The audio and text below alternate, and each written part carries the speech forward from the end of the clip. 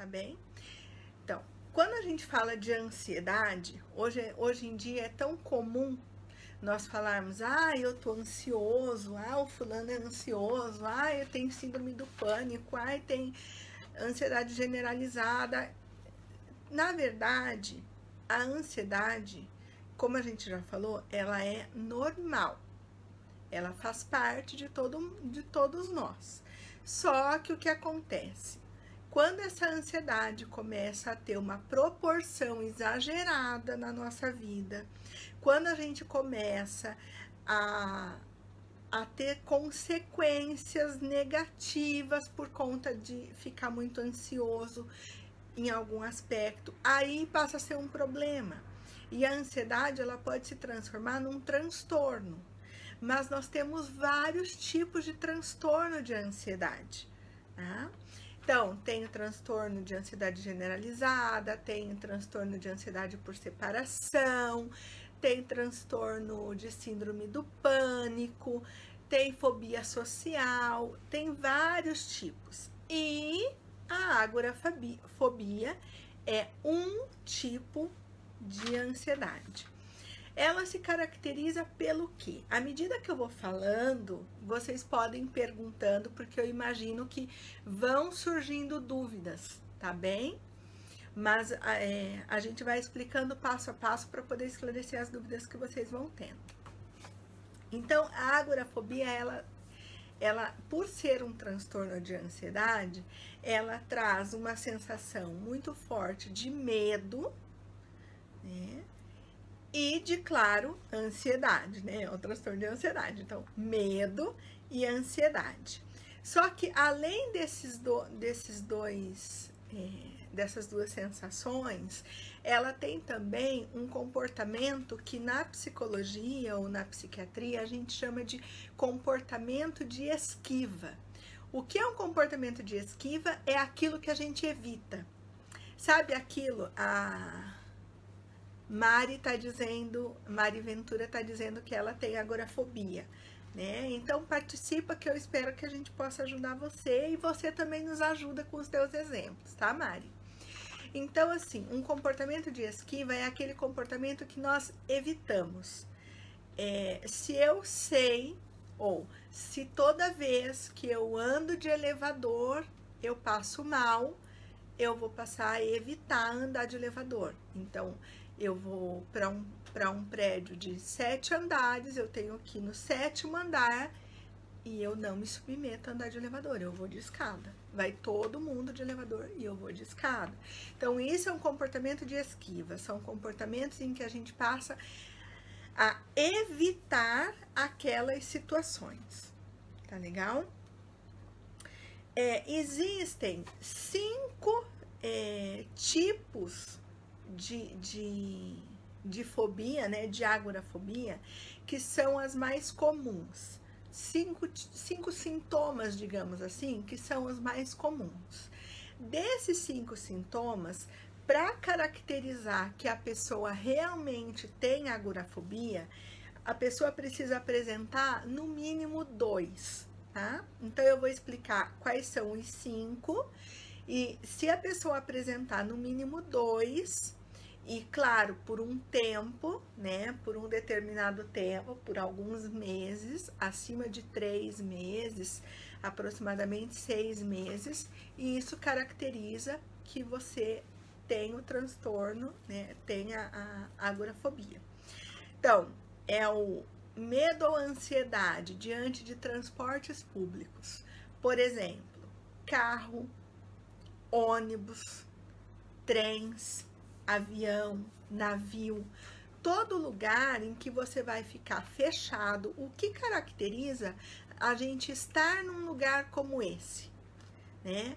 É nós não estarmos no controle da situação. Normalmente, situações de ansiedade, elas trazem essa sensação mais forte, né? De que eu não estou no controle da situação. Então, você dentro de um avião, qualquer coisa que aconteça, não tem o que fazer. Dentro de um trem, também, né? Então, ter esse medo ou essa ansiedade dentro de transportes públicos, né, ou mesmo dentro de carro. Ficar em espaços abertos. A agorafobia, muitas pessoas pensam que é só em espaço fechado, mas não. Também acontece, também é presente em espaços abertos. Por exemplo, vai no mercado e aí, quando você sai do mercado, você está no pátio do mercado, te dá aquela sensação de medo e de ansiedade, sensação de que algo vai acontecer com você. Ou passar por uma ponte, né, que vai atravessar um rio, né? Ou aqui no Japão, quando a gente vai para Tóquio, quando a gente vai para Nagoya, quando a gente vai para umas cidades maiores, né? Tem outras cidades também que as estradas são construídas em cima do mar, em cima dos rios ou sobre outras estradas. Então, passar por isso também. A Mari está dizendo que tem espaço aberto, parece que ela sente que está flutuando, que vai desmaiar. Bem importante você compartilhar. Quem mais tiver esse tipo de sensação, compartilha com a gente, porque os exemplos ajudam muito a esclarecer a explicação que eu tô dando. Uma outra situação de ficar em espaços fechados, por exemplo, lojas, shoppings, teatro, cinema. Então, tem uma apresentação de final de ano do seu filho. E aí vai ser no auditório da escola. Ou é a formatura do seu filho. E você não suporta ficar naquele ambiente. Então, imagina o transtorno que isso causa também na vida pessoal, na vida familiar de uma pessoa que sofre de agorafobia. Então, transporte, espaços abertos, espaços fechados, ficar diante de multidões, ficar em situações de fila ou multidões. Por que a gente escolheu esse tema? Até quando nós estávamos conversando e eu sugeri esse tema, eu pensei exatamente pela época do ano que nós estamos vivendo. Assim como no inverno nós temos a depressão sazonal, que o frio contribui muito para a gente ficar mais deprimido, no verão nós temos os festivais, os churrascos, os encontros de amigos, a aglomeração de pessoas, né? Porque é uma estação do ano que favorece para a gente querer sair de casa, ver gente, confraternizar com os amigos, matar saudade, se reunir, comemorar. Tem os matsuris. Então, é exatamente o que a Mari está colocando aqui, né? De encontrar pessoas conhecidas, de se deparar com multidões, né? Então, são situações que vão fazendo com que a pessoa se feche socialmente. E isso pode atrapalhar em várias áreas da sua vida. Tá? Então, nós estamos numa época do ano em especial, né? Não que isso vai acontecer só no verão, mas a gente está em especial numa época do ano que vai facilitar para acontecer esse tipo de sintoma, esse tipo de crise. E a quinta situação, que é desencadeada pela agorafobia, é evitar sair de casa sozinho, né? Que é mais um comportamento de esquiva. O que é evitar sair de casa sozinho ou sozinha? Bom, se eu sei que eu vou ter que ir ao shopping e lá tem escada rolante e eu não suporto escada rolante, ou se eu vou na casa da mãe do meu marido, do meu namorado, e lá tem elevador e ela mora no 7º andar, eu não vou sozinha, né? Se for a formatura da minha filha, eu não vou sozinha.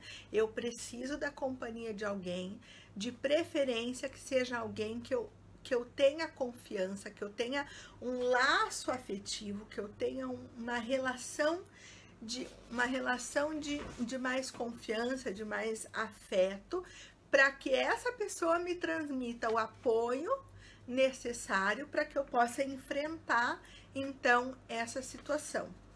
Tá? Então, são essas 5 situações principais.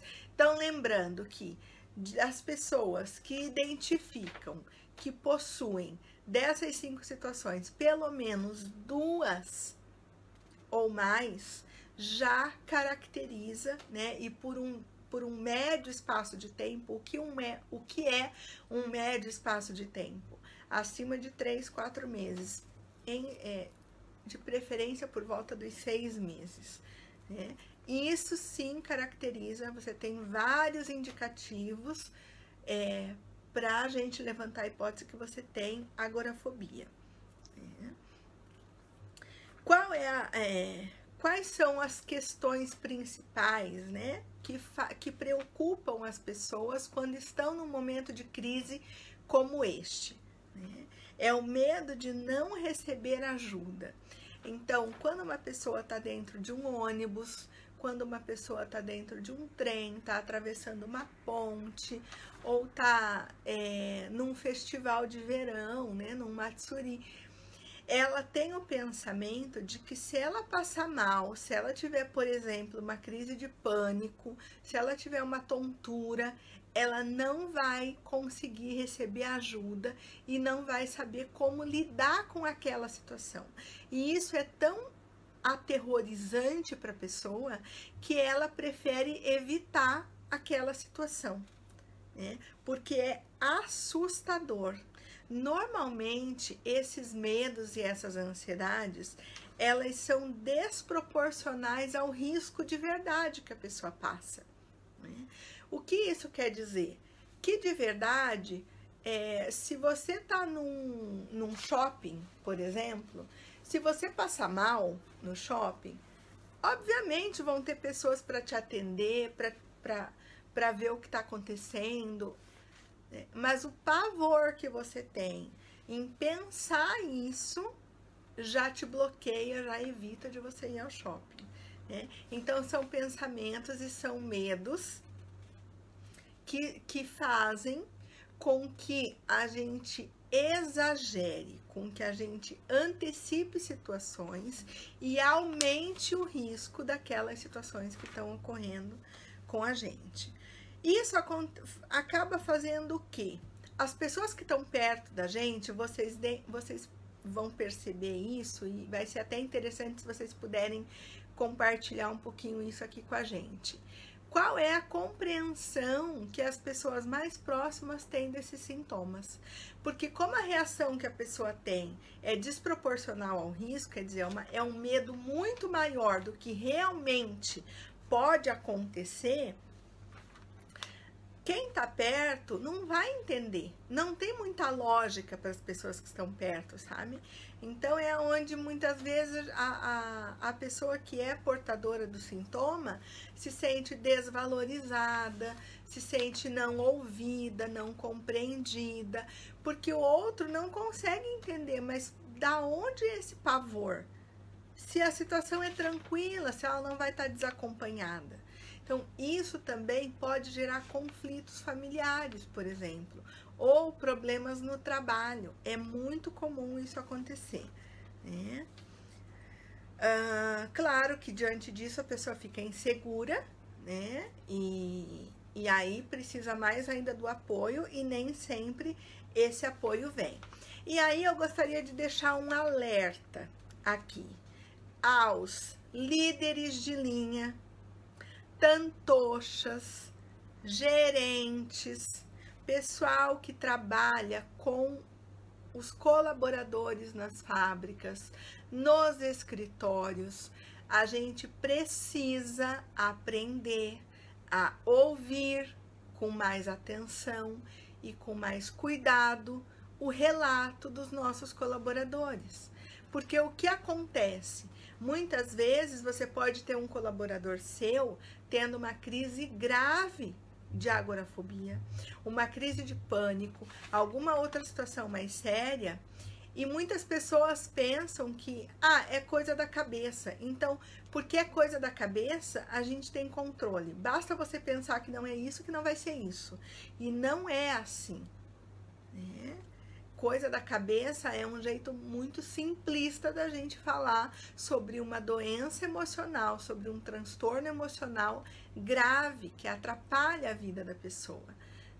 Então é preciso sim a gente se informar, em especial quando a gente trabalha com o público, quando a gente trabalha com pessoas de diversas formas, com diversos comportamentos, e que a gente pode se deparar com esse tipo de situação.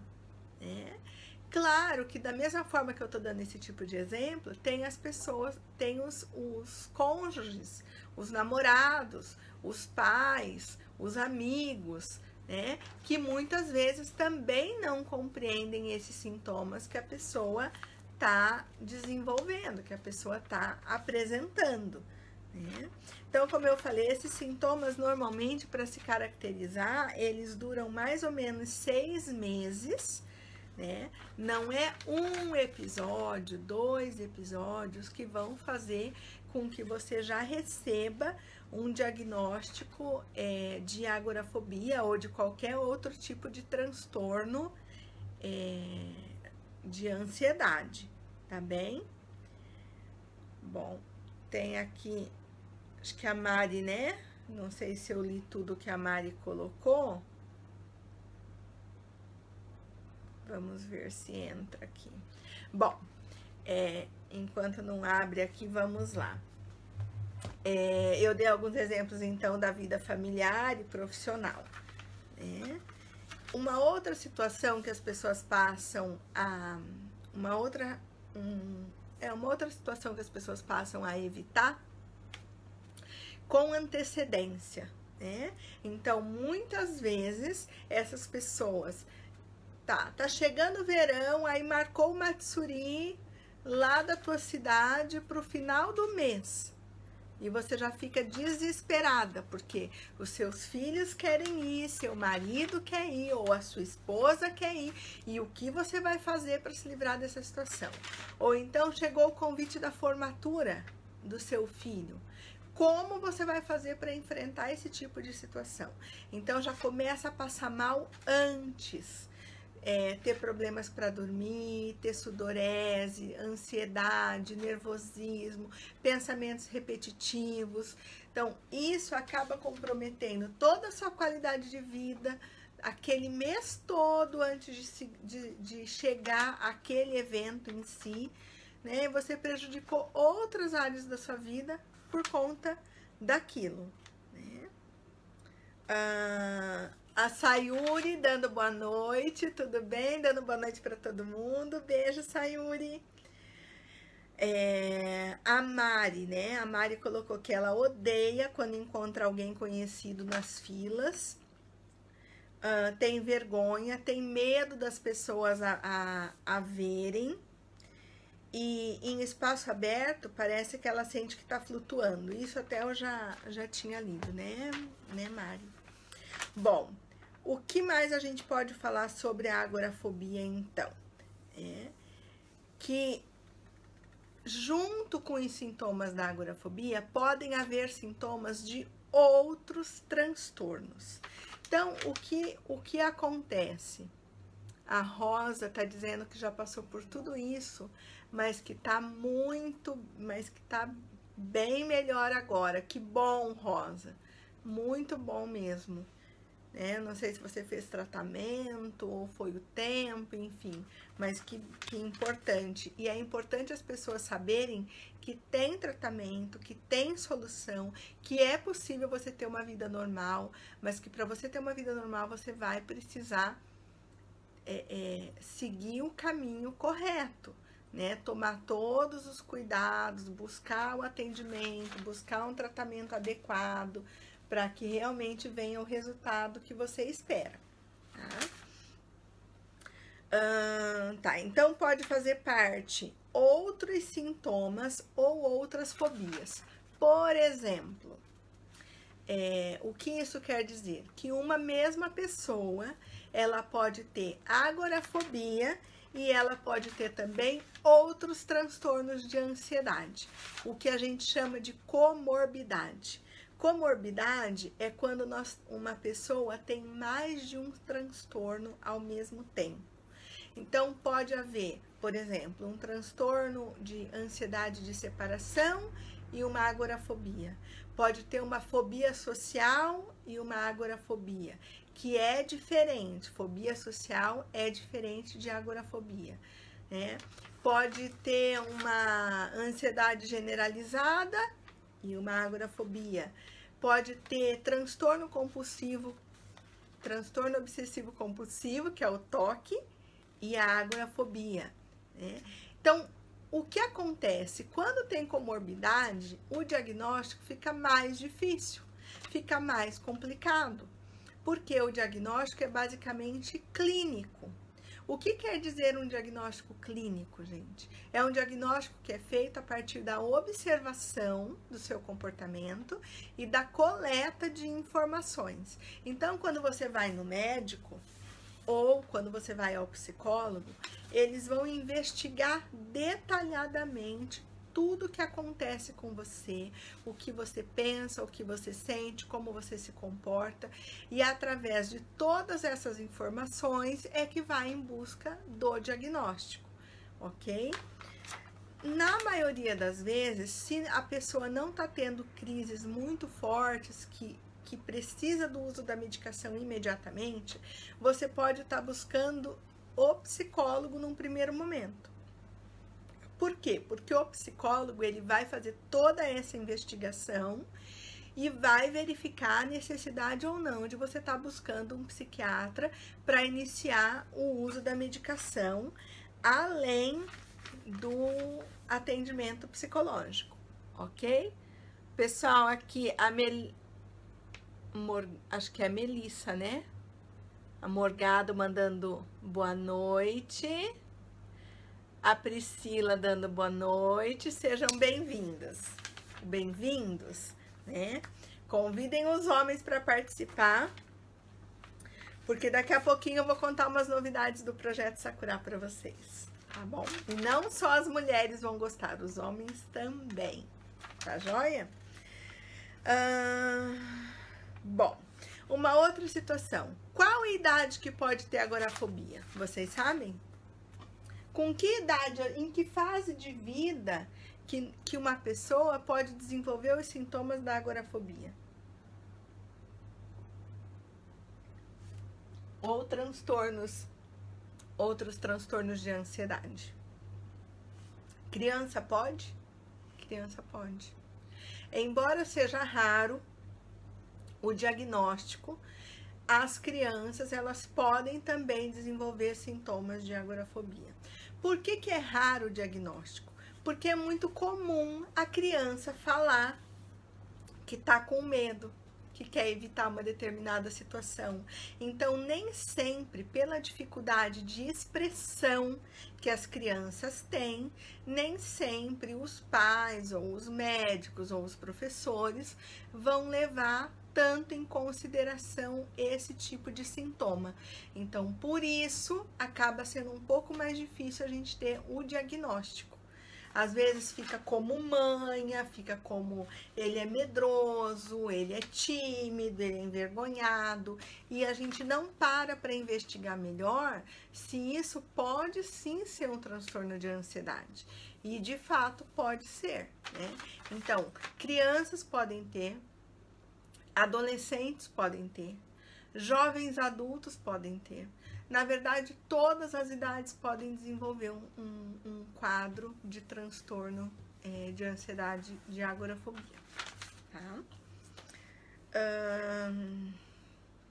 Como eu falei, a maior parte das pessoas que possuem agorafobia são pessoas que possuem outros tipos de transtorno também, né?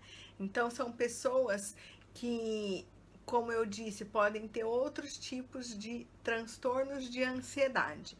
E esses outros tipos de transtorno de ansiedade vão complicar o diagnóstico, porque alguns são muito parecidos. Por exemplo, a fobia social e a agorafobia. Então, se não souber muito bem os detalhes, aí a importância de um profissional da área, né? Quais são os profissionais habilitados para realizar esse diagnóstico?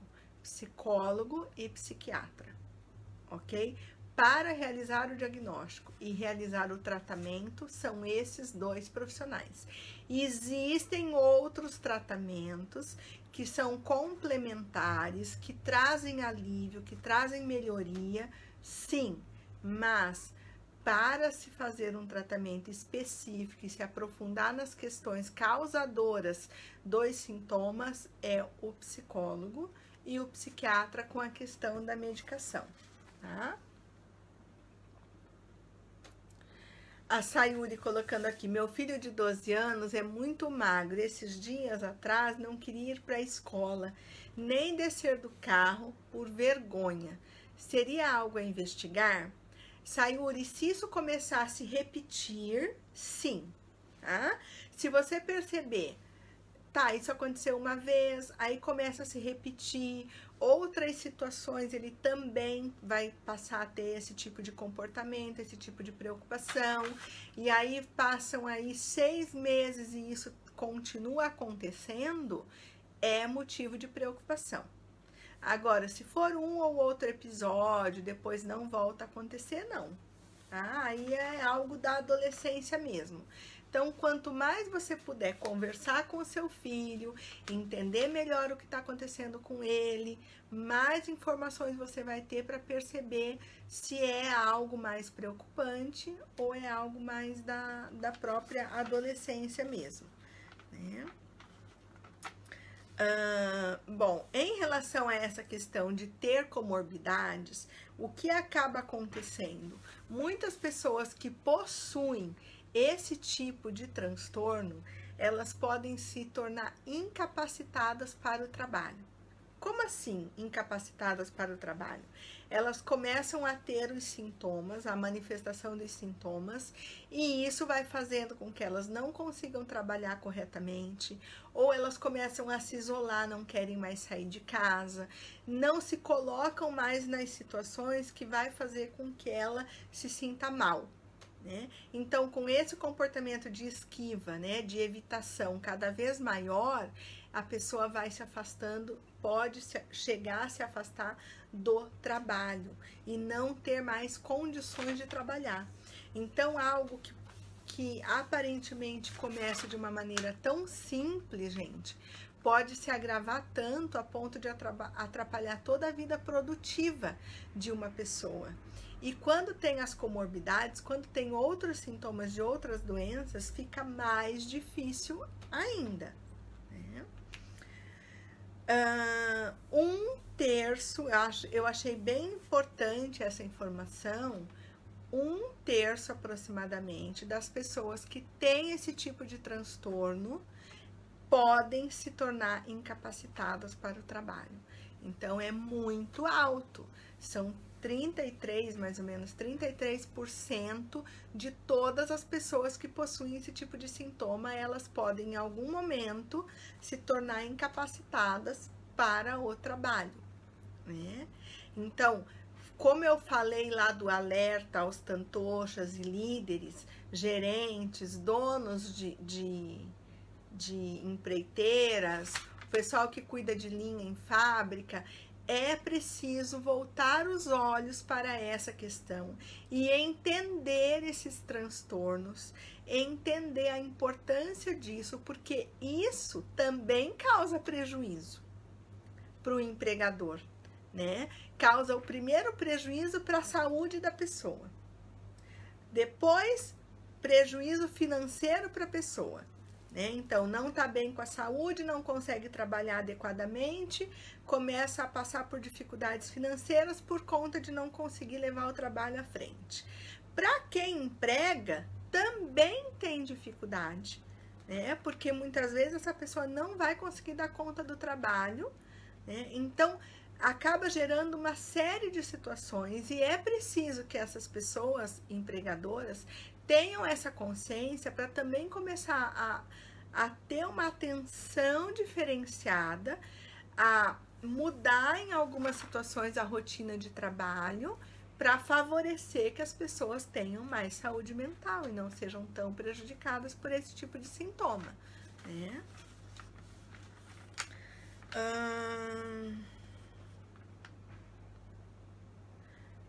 Bom, uma outra situação que a Mari até colocou aqui é no transtorno de ansiedade social, né, de fobia social, uma coisa que marca bastante a diferença entre um e outro é que na fobia social tá mais ligado a pessoa se preocupar em estar sendo avaliada pelos outros. Ah, então eu vou encontrar e as pessoas vão olhar para mim e vão ficar falando que eu emagreci muito ou que eu engordei muito, ou vão ficar perguntando se eu tô bem depois da minha separação, enfim, né? Tem sempre um senso de avaliação do outro sobre mim. E isso tá mais ligado à fobia social, diferente da agorafobia, que é a aflição mesmo de não se sentir acolhido, de não se sentir socorrido no momento de necessidade, de ter a sensação que vai entrar em crise, né, palpitações, tonturas e tudo mais, tá? Vamos ver, a Patrícia colocou aqui uma sugestão. Você poderia falar de problemas alimentares na próxima? Bulimia, anorexia, compulsão alimentar. Gostaria muito de ouvir você falar sobre esse assunto aqui. Beijos e boa noite. Oi, Patrícia, obrigada. Dá pra gente preparar, sim, uma live sobre essa questão alimentar, né? Na verdade, os temas, gente, quando vocês dão sugestões, é maravilhoso. Até, Patrícia, semana passada a gente postou tanto no nosso Instagram quanto na nossa página do Projeto Sakura, Projeto Sakura Psicologia no Japão. A gente postou lá pedindo algumas dicas de temas para live. Então vocês podem entrar lá também, tanto deixar aqui como deixar lá, porque daí a gente usa para cá, usa para lá e a gente vai levando informação para vocês. Tá? Então é bem interessante mesmo. Vamos ver aqui, eu acho que é Keide. Boa noite, comecei o tratamento há 1 mês, não me adaptei à paroxetina, mudou para sertralina, fiquei pior. Nossa! Com a sertralina, como tratar sem medicação? Psicoterapia. O tratamento sem medicação ou com medicação é o atendimento psicológico, tá? Por quê? Porque é o atendimento psicológico que tem a condição de ir em busca da causa desse sintoma. O medicamento, ele vai agir nos sintomas. O medicamento, ele vai agir nas funções neurológicas, ele vai agir no funcionamento neurológico. E aí vai diminuir os sintomas, por exemplo, de ansiedade, de tremor e tudo mais. Mas o que vai investigar a causa disso, a função disso na vida da pessoa, é o atendimento psicológico, que é o processo de autoconhecimento. Keide, eu recebo algumas pessoas que têm uma intolerância a qualquer tipo de medicação.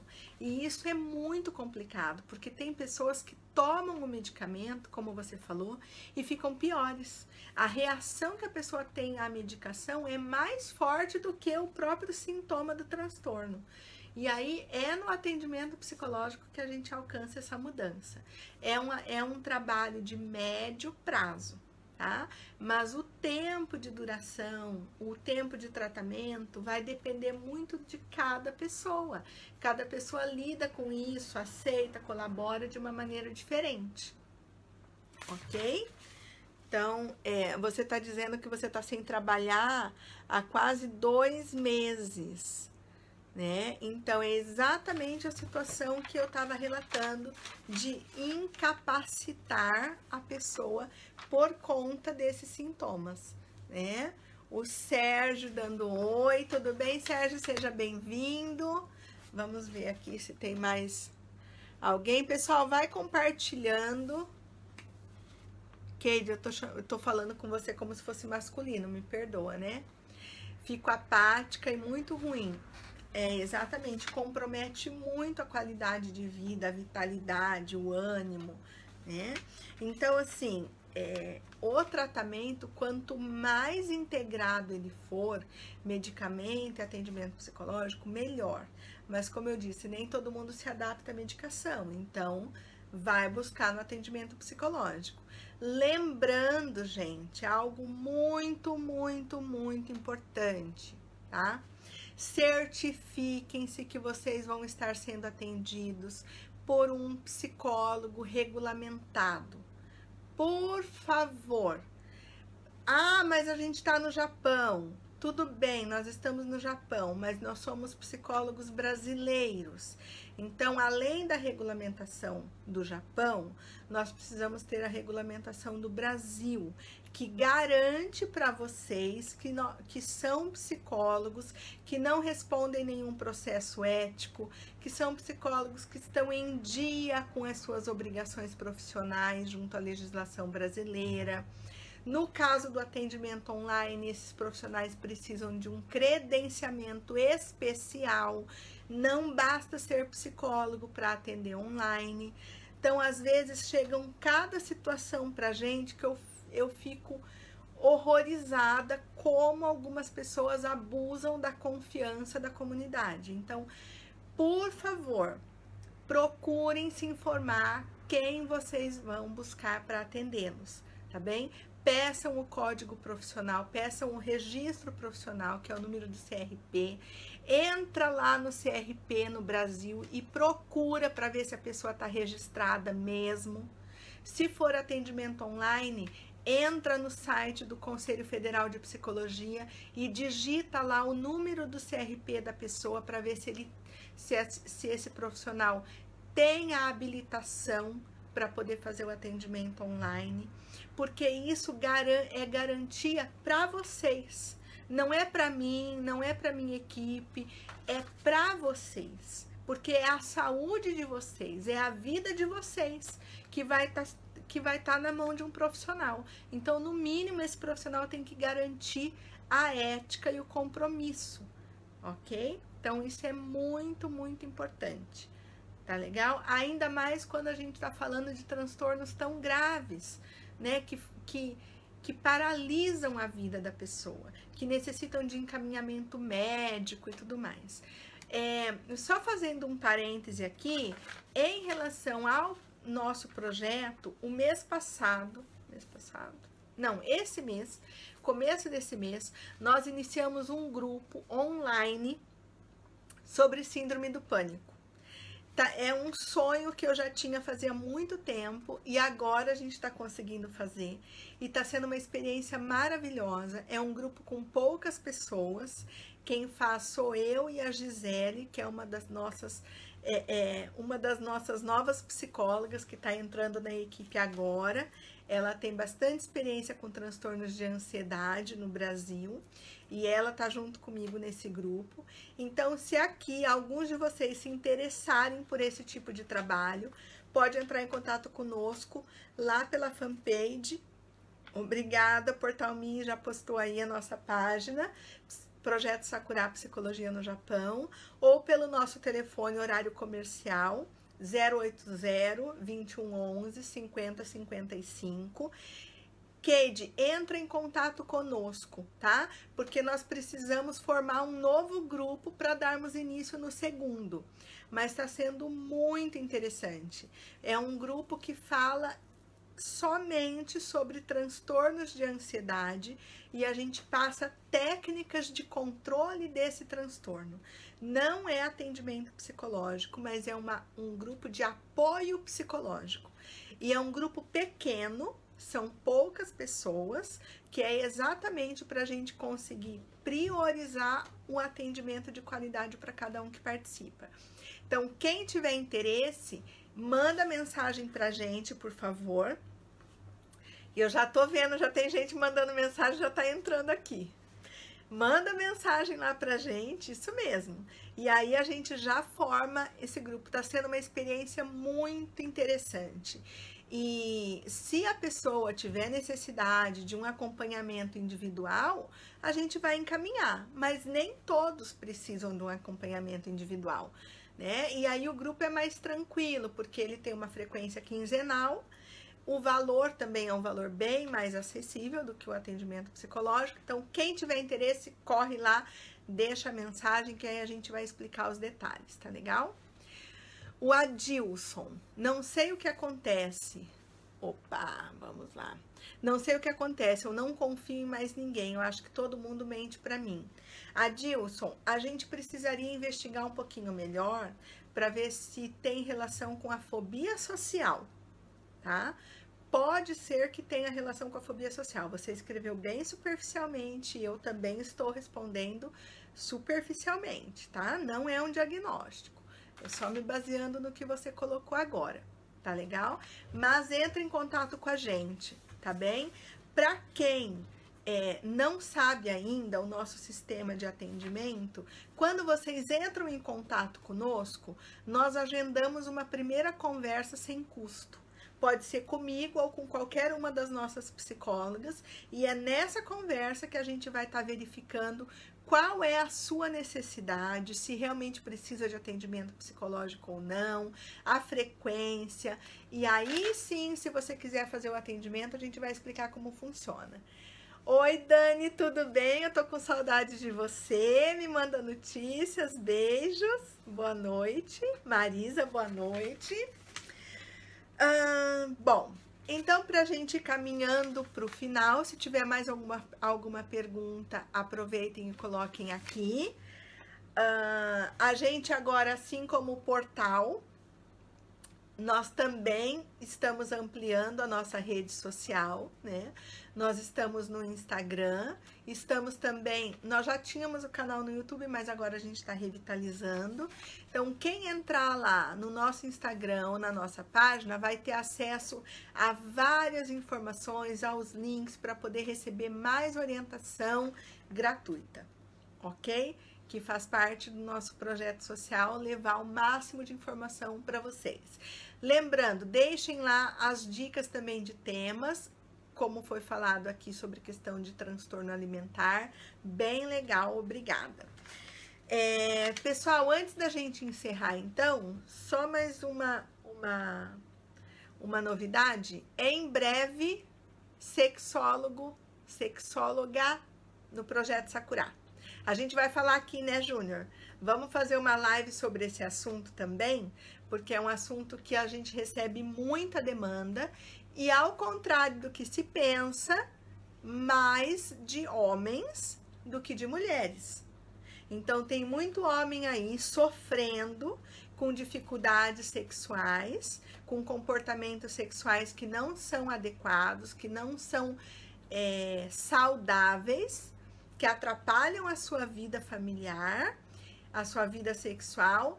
Então, a gente está trazendo para o Projeto Sakura uma sexóloga top.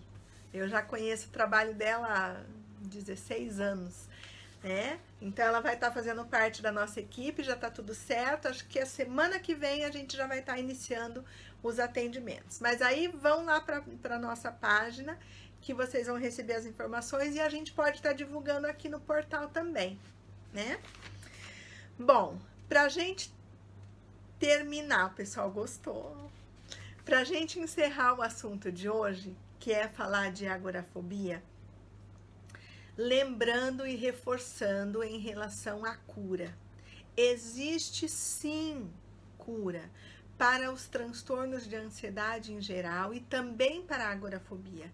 Existe a cura, mas para que a pessoa alcance a cura, ela precisa buscar o profissional adequado, ela precisa fazer o tratamento correto. Se for tomar medicação e tiver adaptada a essa medicação, tomar a medicação adequadamente, né, tendo acompanhamento psicológico. No nosso caso, nós realizamos esse acompanhamento da medicação, nós realizamos orientação ao seu psiquiatra japonês, Podemos providenciar a elaboração de carta para que você leve até o seu psiquiatra, se for necessário.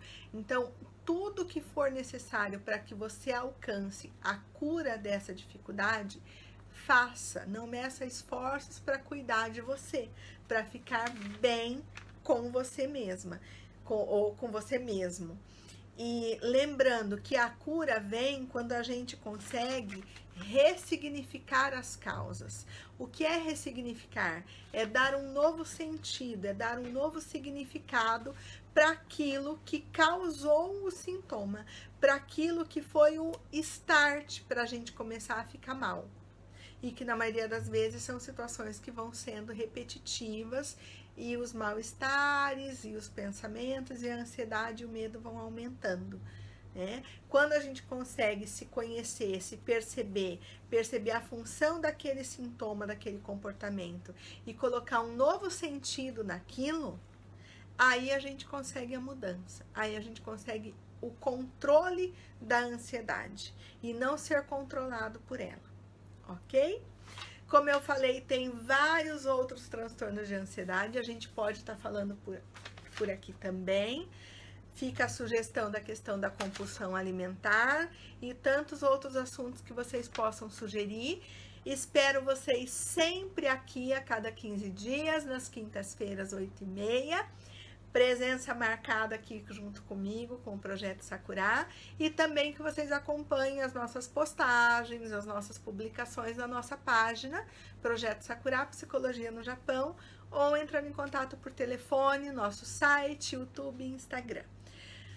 Portal Me, obrigada sempre pela parceria, pela oportunidade. Deixo aqui um abraço grande, um bom descanso para todos vocês. Obrigada pela confiança, para quem expôs, para quem perguntou. Qualquer dúvida, a gente espera vocês lá no Projeto Sakura, tá bem? Um beijo grande, um bom descanso. Cuidado com esse calor, vamos tomar muito cuidado, aproveitar o verão, mas com saúde, com cuidado. Beijo grande, até mais. Tchau!